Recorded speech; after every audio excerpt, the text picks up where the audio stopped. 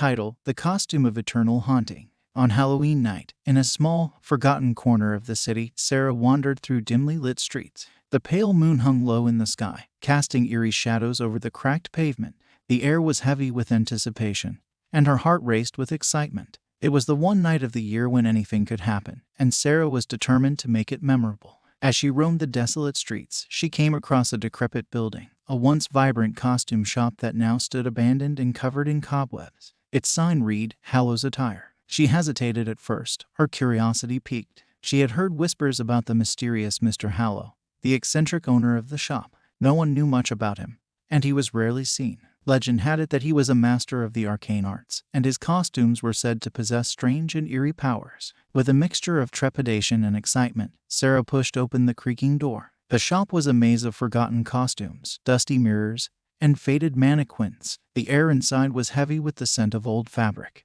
and the dim, flickering candles created eerie, dancing shadows. In the corner of the shop, she spotted a tall, slender figure. It was Mr. Hallow, his long, twisted fingers stroking the delicate fabric of a black velvet cloak. His eyes, hidden behind round spectacles, glinted with an otherworldly light. "Welcome, dear child," Mr. Hallow greeted her, his voice a raspy whisper. "You've found your way to Hallow's Attire on this most auspicious night." Sarah was drawn to the cloak he held. It seemed to call to her, to beckon her closer. She couldn't tear her eyes away from it. "Would you like to try it on?" Mr. Hallow asked, his grin revealing teeth that glinted like polished onyx. Sarah hesitated but nodded. As she draped the cloak around her shoulders, it felt as if a shiver ran down her spine. She caught a glimpse of herself in a nearby mirror, and her reflection was transformed. The cloak made her look both elegant and mysterious, as if she were someone else entirely. "It suits you, my dear," Mr. Hallow said. "But remember, every costume has a price." Without another word, he disappeared into the depths of the shop,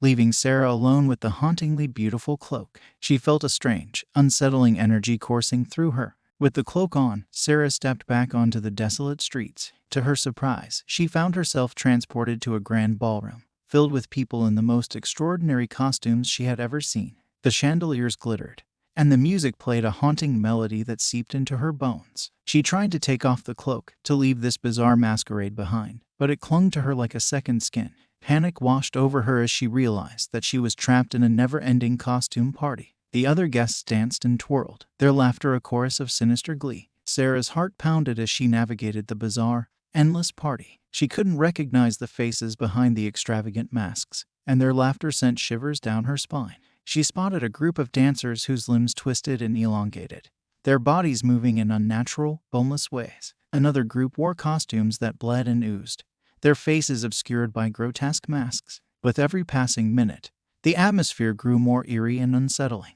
The guests spoke in hushed whispers, their words unintelligible. Sarah felt a growing sense of dread as she realized that she might never escape from this eerie, surreal nightmare. Then, as the clock struck midnight, the music stopped abruptly and the guests turned to face her. Their masks seemed to leer and sneer, and Mr. Hallow emerged from the crowd, his eyes gleaming with malice. "Welcome to the eternal party," he hissed, "where the costumes are your destiny and the price is your soul." As the guests advanced, their hands reaching for her, Sarah knew she had made a deal with a mysterious stranger that had dire consequences. She had to find a way to break the curse and escape this nightmarish costume party. But in the twisted world of Mr. Hallow, the line between reality and nightmare blurred, and the consequences of her curiosity had led her into a never-ending night of haunting terror. The echoes of sinister laughter filled the air as the cursed costume clung to her, and the eternal party continued, its eerie and unsettling atmosphere binding her to its dreadful fate. Sarah had made a deal with Mr. Hallow, and she would pay the price for all eternity. Title: The Cursed Harvest of Destiny. The air grew colder as Emma walked down the winding path that led to the legendary pumpkin patch of despair. For years, the small, forgotten town had whispered tales of the supernatural powers that resided within the patch, a place where the darkest secrets of the future were carved into the very hearts of pumpkin. Emma had always been a skeptic. She scoffed at the idea of pumpkins predicting her destiny. But as Halloween night approached, the legends began to gnaw at her curiosity, and she decided to pay a visit to Old Man Jenkins, the keeper of the enigmatic patch. Old Man Jenkins was a haggard figure, his skin like wrinkled parchment, and his eyes obscured by cataracts. He was the last of a line of keepers, entrusted with the dark secrets of the pumpkin patch. His voice was a whisper, a mere rasp, as he welcomed Emma. "Ah, young one," he said, "you've come to test your fate. Enter the Patch of Despair. The pumpkin patch was unlike any Emma had ever seen. It stretched out endlessly, an endless sea of pumpkins, their orange skins aglow in the moonlight. The wind rustled through the leaves, creating an eerie, mournful symphony. Emma hesitated, then knelt beside a row of pumpkins. Their sinister carvings depicted scenes of doom and despair. One showed a shipwreck in a tempest, another a raven perched atop a skull, and yet another a desolate graveyard. "Choose your pumpkin," Old Man Jenkins urged. "Let the carving reveal your fate." Emma reluctantly reached for a pumpkin, feeling the weight of her skepticism heavy upon her. As she picked one, she noticed the carving, an ominous skull with hollow eyes and a sinister grin. It sent a shiver down her spine. She took the pumpkin to a rickety wooden table, where a small knife awaited. With trembling hands, she began to carve, allowing the knife to guide her. The shape that emerged was eerie, a twisted, gnarled tree with roots that reached for a sinister, dark sky. Old Man Jenkins watched with an unsettling smile. "A twisted tree," he muttered, "a symbol of your fate." Emma scoffed at the idea. "This is just superstition," she declared. But as she placed the carved pumpkin on the ground, a strange transformation occurred. The ground beneath her feet trembled, and the sky above seemed to crack and crumble. The world around her twisted, and she found herself standing in a desolate, haunted forest. The shadows were long and menacing, and eerie whispers filled the air. A mournful wind rustled the trees, and Emma's heart pounded in her chest. The twisted tree she had carved loomed before her, and its roots reached out as if to entangle her. Despair washed over her, and she realized that the legend of the pumpkin patch of despair was not just superstition. It was a doorway to a future of doom and darkness. Emma tried to escape the haunting forest, but no matter which direction she turned, the path led her deeper into the gloom. The sinister carvings of pumpkins surrounded her, each one a testament to a future she could not escape.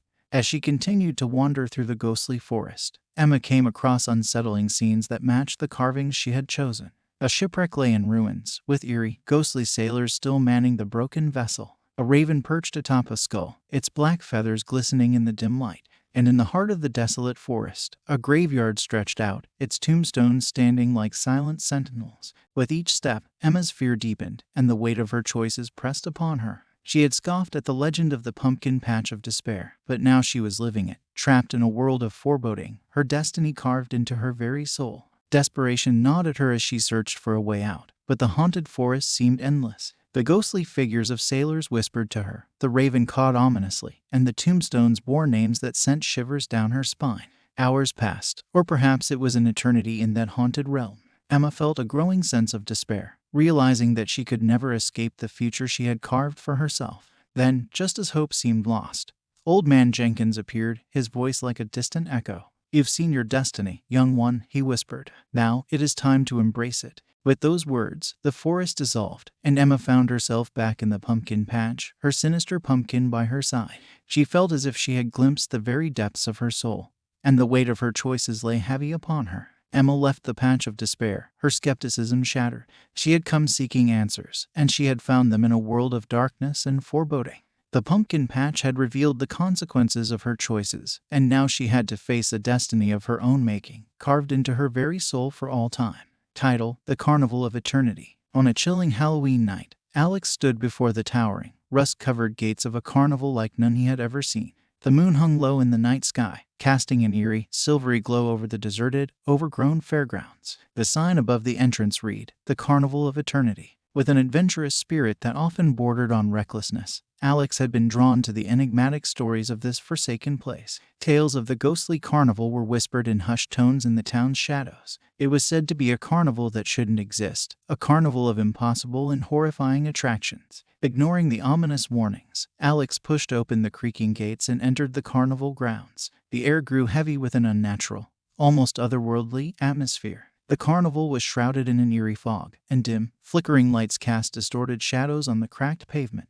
He ventured deeper into the fairgrounds, his heart pounding with a mixture of trepidation and thrill. The attractions were unlike anything he had ever seen. There was a carousel with ghostly horses that galloped endlessly in a haunting, ethereal dance, and a Ferris wheel that spun with a ghostly, disembodied laughter. As he explored further, Alex encountered a twisted hall of mirrors, each reflection showing a different version of himself, each one more sinister than the last. He felt his sanity fray as he stared into the distorted reflections, each one whispering unsettling secrets. The carnival barker, a mysterious figure with a top hat and a crooked smile, appeared before him. "Welcome to the Carnival of Eternity.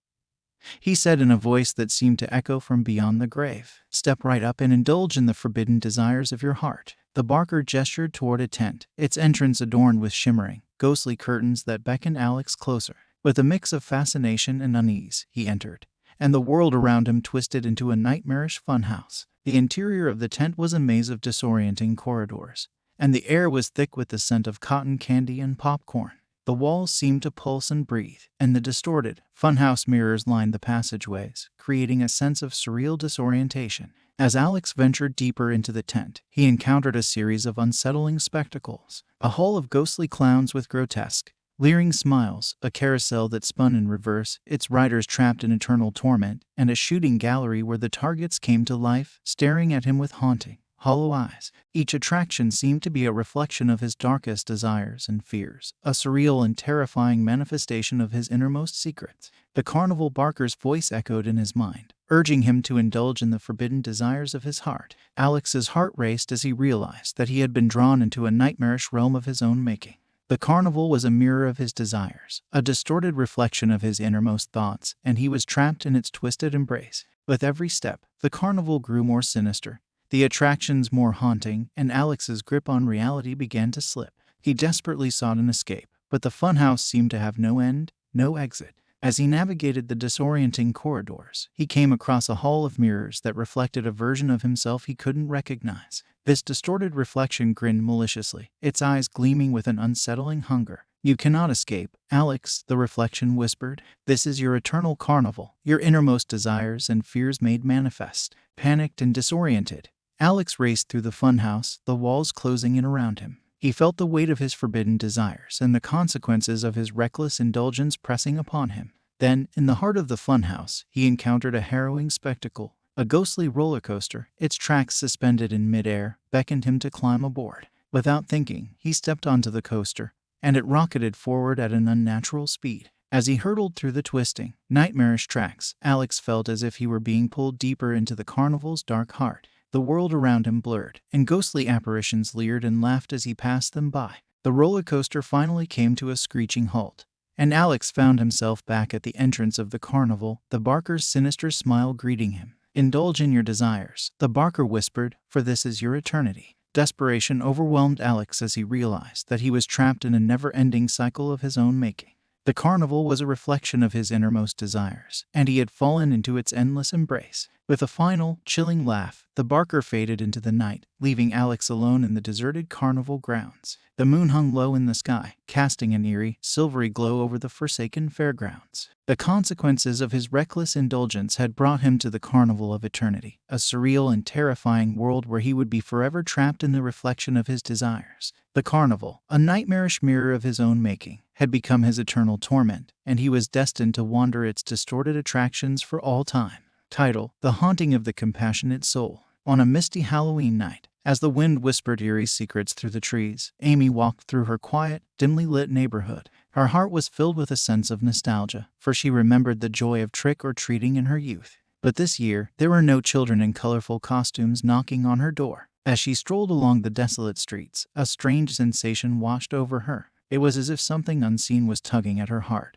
urging her to explore the depths of the night. Following the eerie pull, she wandered into a part of the neighborhood she had never seen before. There, she discovered a group of children, huddled together in tattered costumes. Their faces were pale and gaunt, their eyes empty and forlorn. "Are you lost?" Amy asked, her voice filled with concern. One of the children, a little boy in a ghost costume, nodded. "We can't find our way home," he whispered. Amy's heart ached with sympathy as she knelt down to speak with the children. They explained that they had been trick-or-treating when they had become disoriented, and now they were unable to find their way back. Without hesitation, Amy offered to help. She led the children through the misty streets, trying to retrace their steps and find their homes. But no matter how far they walked, they seemed to be caught in an endless loop, returning to the same spot where they had first encountered her. The night grew darker, and the sense of unease deepened. The children began to tell Amy stories of their lost homes, describing the streets, the houses, and the rooms in detail. But as Amy searched, there were no signs of these places, no familiar landmarks to guide them.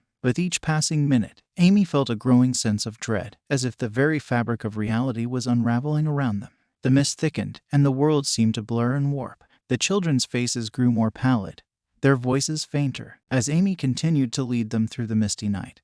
They arrived at a dark and foreboding house. The children insisted that it was their home, and Amy, driven by a mix of compassion and desperation, opened the creaking door and stepped inside. The interior of the house was a haunting maze of twisted corridors and endless rooms, each one filled with eerie, ghostly figures and the faint echoes of forgotten laughter. As they ventured deeper into the house, Amy's heart pounded with fear and confusion. The children led her to a room at the heart of the house. Inside, a candle flickered, casting eerie shadows on the walls. The room was adorned with dusty, cobweb-covered toys, and a sense of heartache hung heavy in the air. The children turned to Amy, their faces void of emotion, and whispered, "This is where we live." A chilling realization washed over her. The children had no home, no families waiting for them. They were the lost souls of a forgotten place, trapped in a never-ending Halloween night. Their stories of home were nothing but illusions, a haunting mirage in a house that should not exist. As Amy tried to leave, the room seemed to shift and change, its walls closing in around her.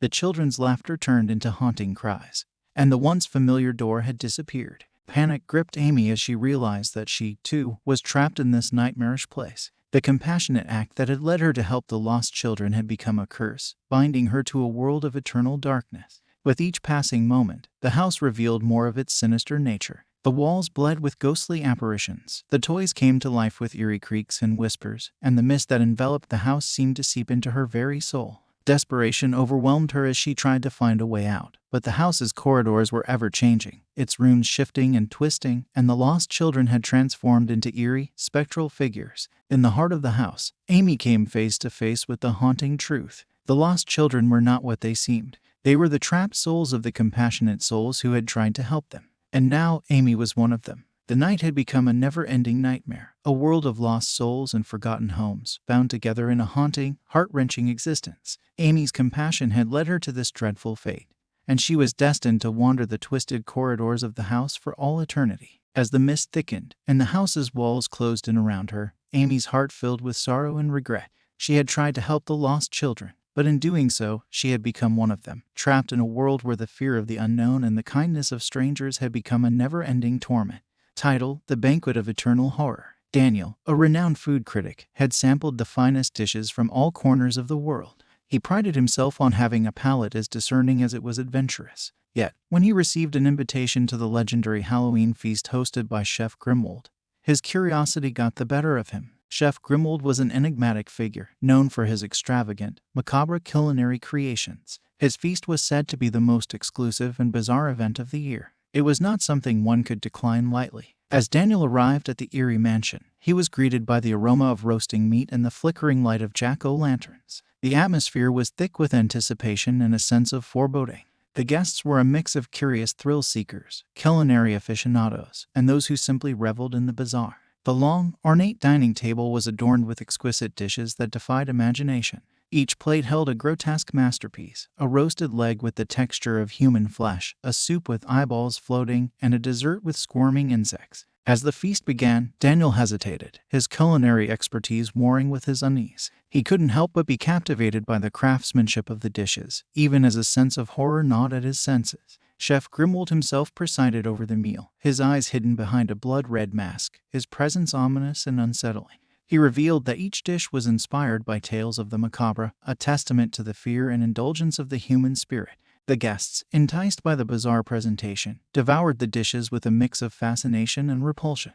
Each bite was an assault on the senses, a shocking, sensory journey into the unknown. As the night wore on, the atmosphere grew more chilling, and the guests began to exhibit strange and unsettling behaviors. Some laughed manically, while others wept uncontrollably. Daniel felt a growing sense of dread as he realized that the feast was not just an extravagant culinary experience, it was a descent into madness. Then, Chef Grimwold revealed the horrifying truth. The dishes were not just inspired by tales of the macabre, they were created with actual human flesh. The guests, in their indulgence, had become part of a horrifying banquet, their senses dulled by the grotesque feast. Panic swept through the dining room as the guests realized the extent of their participation in the nightmarish event.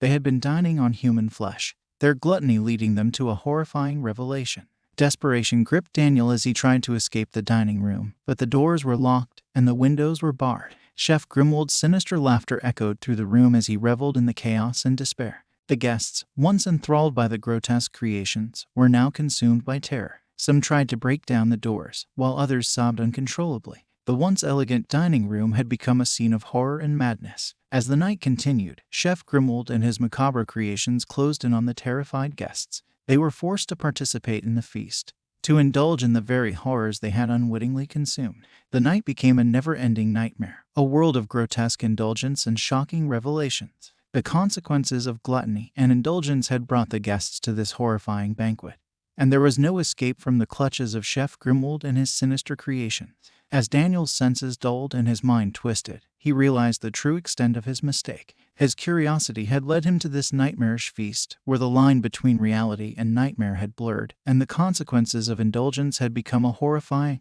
grotesque reality. As the night stretched on, Chef Grimwald and his creations reveled in the chaos and terror, and the once discerning food critic had become just another guest in the banquet of eternal horror, trapped in a world where the boundaries of taste and morality had been gruesomely crossed. Title: The Haunting of the Unfinished Pumpkin. Sam, a troubled child with a penchant for the mysterious and the unexplained, sat alone in the dimly lit attic of his old, creaking house. Halloween night had arrived, and while most children were out in their costumes, trick-or-treating in the streets, Sam had chosen a different path. He had decided to carve a pumpkin like no other. The pumpkin he had chosen was misshapen and withered, unlike the perfectly round, vibrant ones that adorned most doorsteps on Halloween. It was as if the pumpkin itself had been cast aside and forgotten. With a sense of anticipation that bordered on obsession, Sam carefully carved into the pumpkin, but he did so with a strange intent.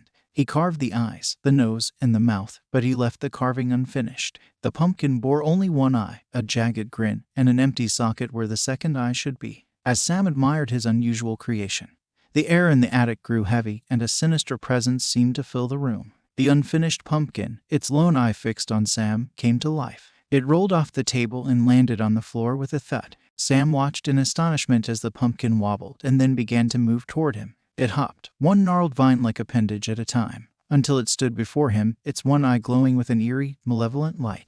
"What are you?" Sam whispered, a mixture of fear and fascination gripping his heart. The pumpkin responded with a series of eerie, guttural sounds that sent shivers down Sam's spine. It seemed to be beckoning him, urging him to follow. Sam, unable to resist, trailed after the animated pumpkin as it led him down a winding, shadowy staircase and into the depths of the house. The pumpkin's eerie glow illuminated the way, and it led Sam through the dark, winding corridors of the old house. It seemed to be guiding him toward a hidden secret, a dark mystery that was slowly unraveling. As they reached the heart of the house, they came upon a locked door. The pumpkin's eye glowed with an unsettling intensity, and it seemed to be pleading with Sam to unlock it. With trembling hands, Sam inserted a key that he had never known he possessed, and the door swung open.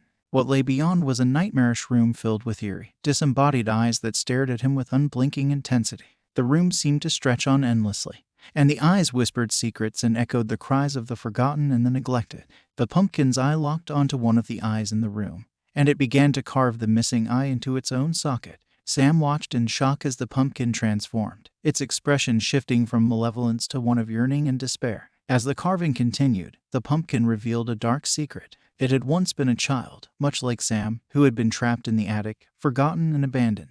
The unfinished pumpkin had become a vessel for the child's restless spirit, seeking to complete the carving that had been left unfinished in life. The child's story was one of sorrow and tragedy, a tale of abandonment and longing. As Sam listened, he felt a deep sense of empathy and sorrow for the child's plight. With the carving complete, the pumpkin's eerie glow faded, and it returned to its inanimate state. The room of disembodied eyes fell silent, and the child's spirit was finally at rest. Sam, now bound to the room and its haunting secrets, realized that he had uncovered the truth behind the unfinished pumpkin.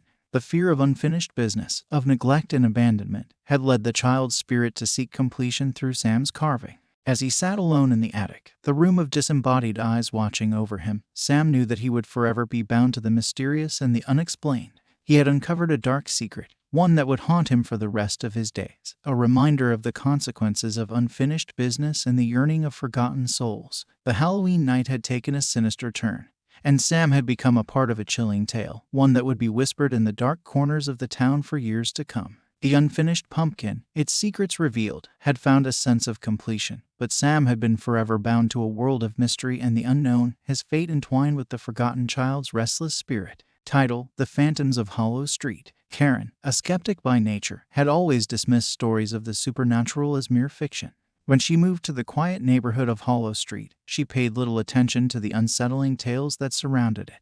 But on Halloween night, the street revealed its darkest secrets. Hollow Street was a place where old, weathered houses stood sentinel, their time-worn facades hinting at a sinister history. The residents were known to share stories of ghostly apparitions, strange sounds in the night, and a feeling of unease that seemed to pervade the very air. Karen had moved to the neighborhood to escape the hustle and bustle of the city, and she had chosen one of the older houses on the street for its charming, vintage appeal. As she settled into her new home, she couldn't help but overhear the whispered tales of the street's phantoms and eerie occurrences. On Halloween night, Hollow Street took on a sinister aura. The air grew heavy with an unsettling presence, and the moon cast eerie shadows upon the quiet houses. Karen, despite her skepticism, couldn't help but feel a sense of unease as she prepared for the evening.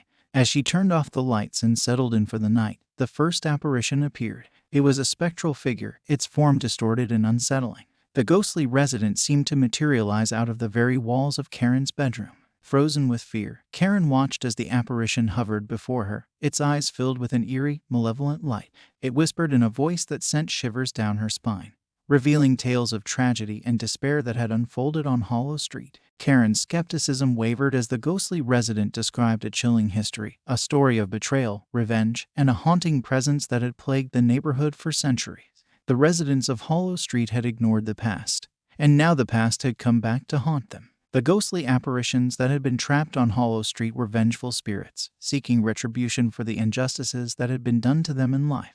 The houses that Karen had admired were not merely old, they were haunted by the memories of the past. As the night wore on, Karen encountered more of the street's ghostly residents. They appeared with a haunting regularity, each one sharing their tale of sorrow and revenge. Their presence was palpable, and the sense of unease that had pervaded the street had become a menacing, chilling reality. Desperation gripped Karen as she realized that she was trapped in a world of vengeful spirits. The residents of Hollow Street were determined to ensure that the past could no longer be ignored, that the injustices of history would be acknowledged. Karen knew that she had to escape, to flee the haunted neighborhood and the vengeful spirits that sought retribution. But as she ventured outside, the street had transformed into a nightmarish realm, its houses looming like malevolent sentinels, and its ghostly residents closing in around her. With each step, the apparitions revealed more of the street's dark history, a story of treachery, betrayal, and a sinister secret that had been buried for centuries. The residents had ignored the past, and now they were bound to the vengeful spirits who sought justice. As Karen continued to flee, the ghostly residents whispered tales of torment and despair, their voices echoing in her ears. The moon cast an eerie, silvery glow over the neighborhood, and the air was thick with the weight of history and the consequences of ignoring the past. Finally, in the heart of Hollow Street, Karen encountered a spectral figure, a malevolent presence that seemed to embody the very essence of the vengeful spirits. The figure's eyes bore into her with an eerie, accusing gaze, and it whispered in a voice that seemed to echo from beyond the grave. "You cannot escape the past," the figure hissed. "The residents of Hollow Street must acknowledge their history, or be forever bound to the vengeful spirits who seek retribution." With those words, the world around Karen seemed to blur and shift, and she found herself back in her own bedroom. The ghostly apparitions had disappeared, and the moon cast a soft, silvery glow over the neighborhood. Karen knew that she had been granted a second chance, a warning from the vengeful spirits of Hollow Street. The consequences of ignoring the past had been revealed, and she was determined to ensure that the residents of the neighborhood would acknowledge the chilling history that had been buried for so long. As she looked out at the quiet houses of Hollow Street, she knew that the neighborhood would never be the same.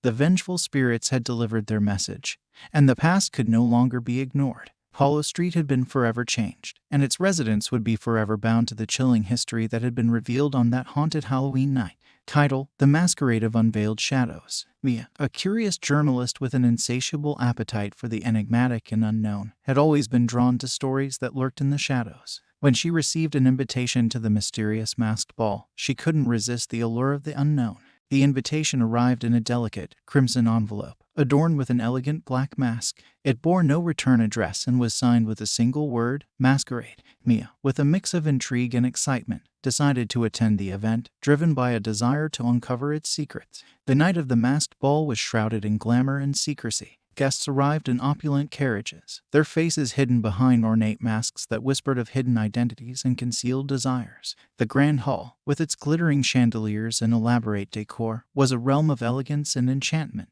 As Mia entered the ballroom, she couldn't help but be captivated by the masked guests who moved with grace and mystery. Their attire was extravagant, and their masks concealed their true selves, creating an atmosphere of enigma and intrigue. Mia mingled with the guests, her journalistic instincts sharpened by the sense that something extraordinary was unfolding.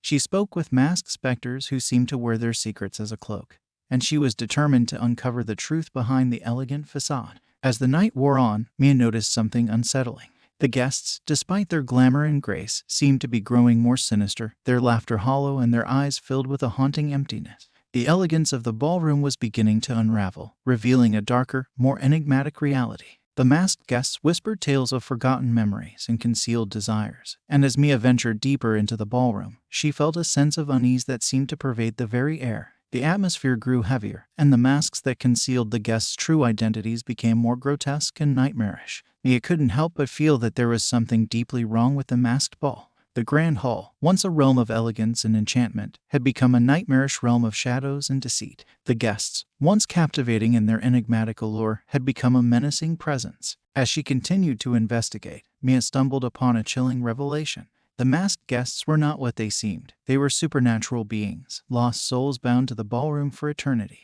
Their masks concealed their true, grotesque forms, and their enchanting allure was but a facade. The supernatural beings had invited Mia to the masked ball with a sinister purpose in mind.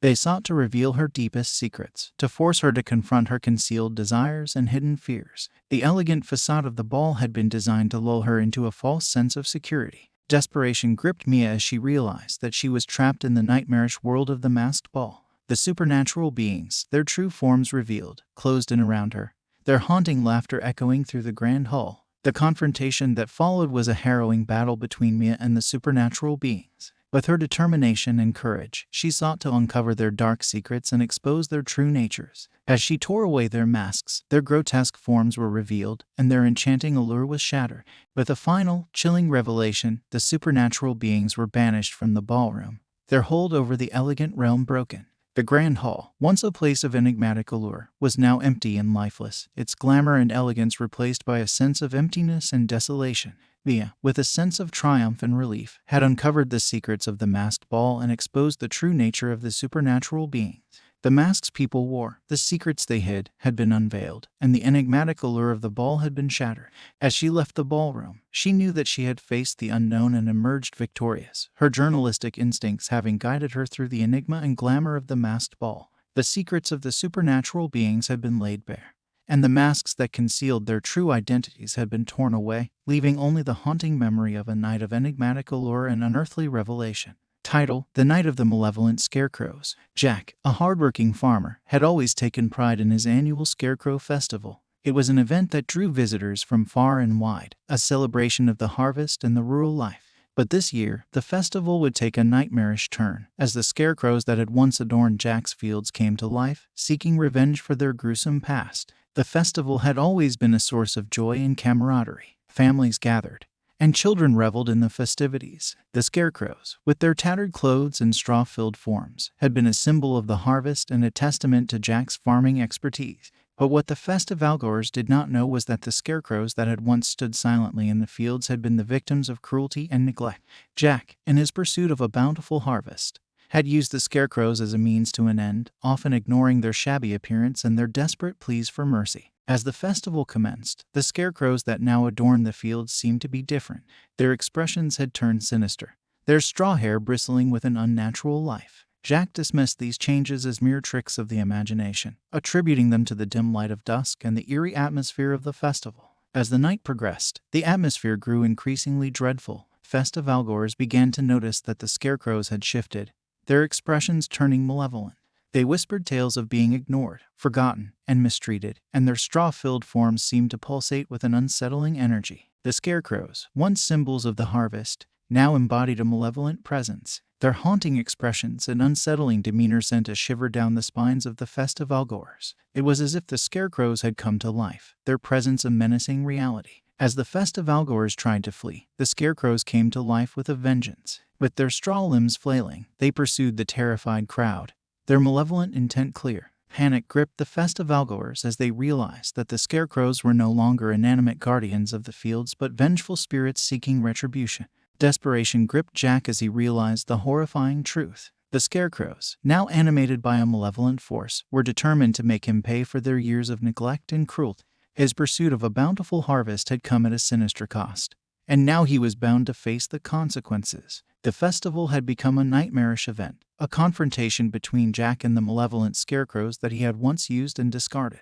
As he tried to escape, the Scarecrows pursued him relentlessly, their straw-filled forms shifting and writhing with an unnatural energy. With each step, the Scarecrows whispered tales of neglect and cruelty, their voices filled with anger and despair. The festival that had once been a source of joy and camaraderie had become a realm of dread and vengeance. In the heart of the festival, a chilling revelation awaited Jack. The Scarecrows, now animated by a sinister force, revealed their true forms, their straw limbs transforming into grotesque, nightmarish creatures. Their expressions were contorted with pain and hatred, their haunting presence an embodiment of the consequences of neglect and cruelty. The confrontation that followed was a harrowing battle between Jack and the malevolent Scarecrows. With each step, Jack realized the extent of his cruelty and neglect, and the horrifying consequences that had led to this nightmarish event. As he stood in the heart of the festival, the malevolent Scarecrows closed in around him, their voices filled with anger and despair. The festival that had once been a source of joy and camaraderie had become a realm of dread and vengeance. With a final, chilling revelation, Jack understood the true nature of the malevolent Scarecrows. They were the embodiment of the consequences of neglect and cruelty, the haunting presence of the past come back to seek retribution.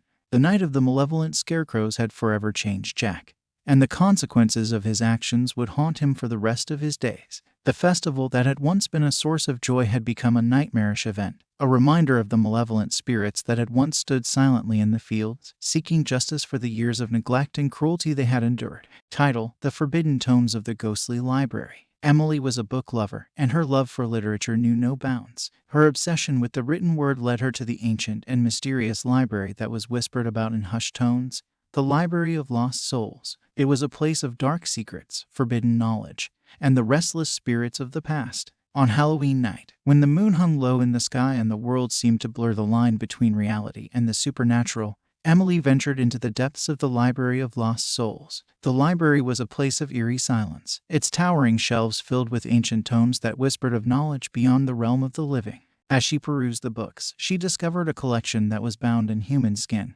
their covers cold to the touch and their pages filled with secrets too dark to fathom. The librarian, a vengeful spirit who had been trapped within the library for centuries, watched her every move with malevolent eyes. One of the forbidden books beckoned to her, its cover adorned with an intricate design that seemed to pulse with an unnatural energy. As Emily reached for it, the librarian, a ghostly figure with hollow eyes, appeared before her, his presence chilling and oppressive. "Read from the book," the librarian hissed, his voice a haunting whisper that sent shivers down Emily's spine.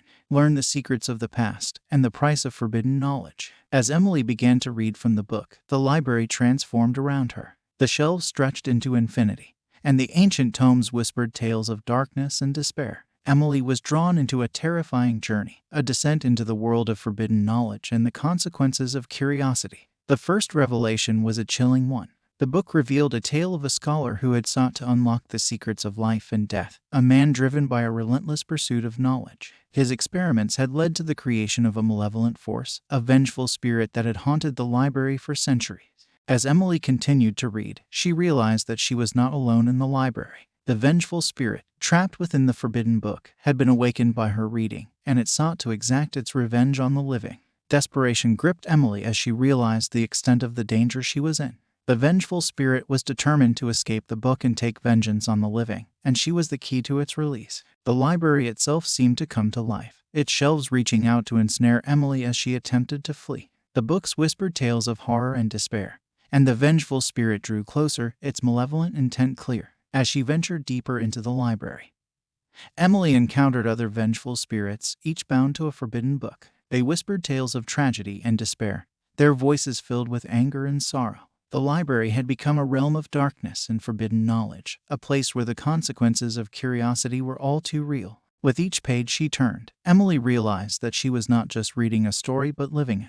The vengeful spirit sought to consume her, to exact their revenge for the knowledge that had trapped them within the pages of the forbidden books. The climax of her nightmarish journey brought a shocking revelation. The vengeful spirit that had haunted the library was the very librarian who had forced her to read from the forbidden book. His malevolent intent was clear, and he sought to claim her soul as his own. With a final, chilling escape, Emily managed to flee the library and return to the world of the living. The vengeful spirit was left trapped within the forbidden book, his haunting presence a reminder of the price of forbidden knowledge. As she left the library behind, she knew that the experience would haunt her for the rest of her days. The consequences of forbidden knowledge and the price of curiosity had been revealed in the Library of Lost Souls, a place of dark secrets and restless spirits, where the line between the living and the supernatural had blurred, and the world of books had become a nightmarish realm of haunting, intellectual terror.